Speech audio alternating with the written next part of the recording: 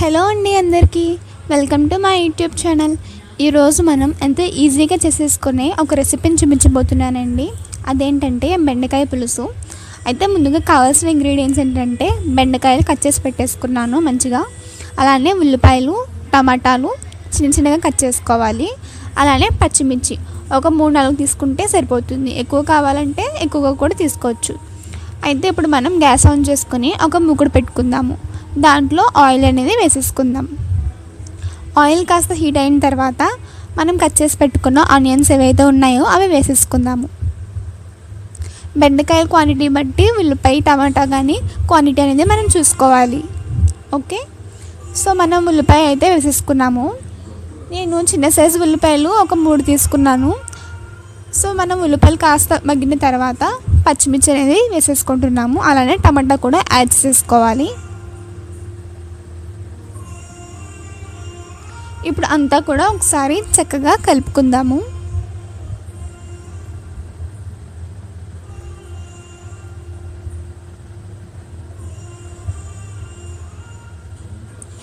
ఇప్పుడు మనం దీంట్లోకి కాస్త సాల్ట్ వేద్దాము.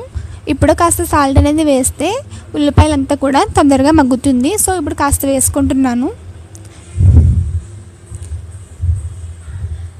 సాల్ట్ కూడా వేసుకున్నాక అంతా ఒకసారి చక్కగా కలుపుకుందాము. ఇదంతా కూడా మనం హై ఫ్లేమ్లో పెట్టుకొని చేసేసుకోవచ్చు. ఇప్పుడు కాస్త పసుపు వేసుకుందాం. కొంచెం వేసుకుంటే సరిపోతుంది. పసుపు కూడా వేసుకున్నాక మళ్ళీ ఒకసారి చక్కగా కలుపుకుందాం.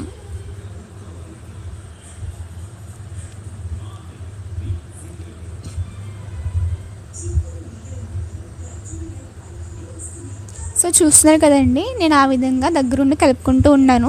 హైలో పెట్టుకుంటే ఖచ్చితంగా దగ్గరుండి చూసుకోవాలి, లేదంటే మీడియం ఫ్లేమ్లో పెట్టుకొని కూడా కుక్ చేసుకోవచ్చు. సో నేనైతే ఈ విధంగా కలుపుకుంటూ ఉన్నాను.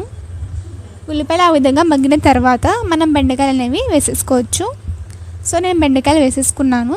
బెండకాయలు వేసేసుకొని ఒకసారి అంతా కూడా చక్కగా కలుపుకుందాం. సో బెండకాయలు కూడా వేసేసుకున్నాం కదండి. బెండకాయలు వేసుకున్నాక ఒక 5 నిమిషాలు అలా వదిలేయండి. కొంచెం లైట్గా మగ్గుతుంది. దాని తర్వాత మనం కారం వేసేసుకోవచ్చు అనమాట. ఇదనే కాదండి, ఏ కర్రీ చేసినా మనం వెజిటేబుల్స్ ఏమన్నా కుక్ చేస్తున్నప్పుడు ఇలానే ఆ వెజిటేబుల్ వేసేసిన ఒక 2-3 నిమిషాలకి కారం అనేది యాడ్ చేసుకోవచ్చు. మ్యాక్సిమం కర్రీస్ అయితే అలానే ఉంటుంది. ఓకే, సో ఇప్పుడు మనం బెండకాయలు వేసాం కదండి. దాని తర్వాత కారం వేసేసుకుంటున్నాం. కారం వేసుకున్నాం కదా, ఇప్పుడు అంతా కూడా చక్కగా ఒకసారి కలుపుకుందాము. సో ఇప్పుడు మనం కారం వేసేసిన తర్వాత చక్కగా కలుపుకున్నాక ఒక 2-3 నిమిషాలు దాన్ని అలానే వదిలేయాలి. కొంచెం అదంతా కూడా దాన్ని అలా వదిలేయాలన్నమాట, అంతే. సో ఈ విధంగా ఉంచిన తర్వాత ఒక 2-3 నిమిషాల తర్వాత మనం వాటర్ అనేది వేసేసుకోవచ్చు. ముందుగా నేనైతే ఒక గ్లాస్ నీళ్ళు వేసుకుంటున్నాను. గ్లాస్ వాటర్ వేసుకొని అంతా కూడా ఒకసారి చక్కగా కలుపుకుందాము. వాటర్ కూడా వేసేసుకున్నాం కదండి. అంతా కలుపుకున్న తర్వాత హై ఫ్లేమ్లో పెట్టుకొని ఇదంతా చేయొచ్చు. సో హై ఫ్లేమ్లో పెట్టుకొని నేను దీని అంతా కూడా ఉడికించుకున్నాను. ఈ విధంగా బెండకాయ అనేది ఉడకాలి కాబట్టి. ఓకేనండి. సో మనం బెండకాయ పులుసులో చింతపండు పులుసు వేస్తాం కదా, పులుసు వేయకముందే బెండకాయ అనేది ఆ నీళ్ళల్లోనే మనం ఉడకబెట్టేసుకోవాలి. ఈ విధంగా పులుసు వేసిన తర్వాత సరిగ్గా ఉడకపోవచ్చు. సో అందుకని నేను ముందుగానే చెప్తున్నాను. ఓకే, సో మనం వాటర్ వేసుకున్నాం కదండి, అది కొంచెం ఉడుకుతూ దగ్గర అవుతుంది. సో ఆ టైంలో మనం చింతపండు పులుసు అనేది వేసుకోవాలి. నేను ముందుగానే ఒక గిన్నెడు తీసి పెట్టుకున్నాను, అది వేసేసుకున్నాను.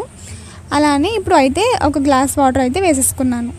మీకు పులుసు ఎంత కావాలి ఏంటి అని క్వాంటిటీ తెలుసు కదా, సో దాన్ని బట్టి వాటర్ కూడా క్వాంటిటీ చూసుకొని వేసుకోవాలి. ఓకే, సో ఇప్పుడైతే మనం హై ఫ్లేమ్లో పెట్టుకొని ఇదంతా కూడా చక్కగా అవ్వనివ్వాలి. సో మనం ఏం చేస్తున్నామంటే ఇప్పుడు కర్రీ అయిపోయే ముందు అంటే గ్యాస్ కట్టేస్తాం కదండి, గ్యాస్ కట్టేసి ఒక 5 నిమిషాల ముందు మనం కొత్తిమీర అనేది వేసేసుకోవచ్చు. సో నేనైతే గ్యాస్ కట్టేసి ఒక 5 నిమిషాల ముందు కొత్తిమీర వేసేసి అలా వదిలేస్తాను అనమాట 5 నిమిషాలు. అప్పుడు ఇంకా ఫ్లేవర్ కూడా బాగా వస్తుంది. సో కొత్తిమీర కూడా వేసేసుకున్న తర్వాత ఒక 5 నిమిషాలు అలా ఉంచేసి గ్యాస్ కట్టేయడమేనండి, అంతే. బెండకాయ పులుసు అయితే రెడీ అయిపోతుంది.